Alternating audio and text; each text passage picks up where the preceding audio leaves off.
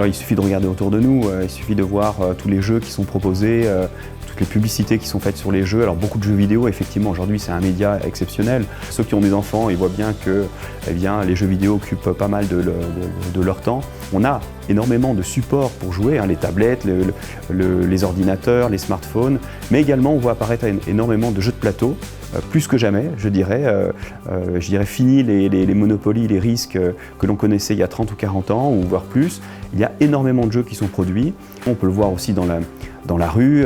On a ce qu'on appelle l'approche nudge, nudge qui signifie donner un coup de pouce. Donc on va, à l'aide de visuels sous une forme ludique, on va inciter les gens à prendre tel fil, à prendre tel ticket, à emprunter telle voie, etc. Donc on a une vraie ludification de la société, tout à fait. Il y a une évolution dans la mentalité des donneurs d'ordre, c'est-à-dire les entreprises.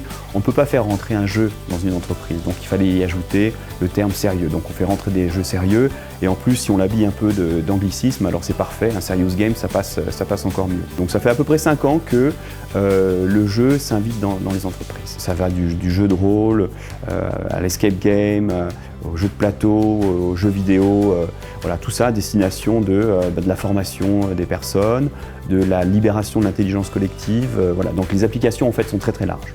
Les gens vont être ensemble dans une bonne ambiance, décomplexée, décontractée, et ils vont apprendre de façon, différente. C'est aussi ça qui est intéressant, c'est-à-dire qu'il y a beaucoup de choses qui ont été faites pour l'apprentissage, pour la réflexion stratégique, ça décloisonne les individus. Et ça, c'est très puissant.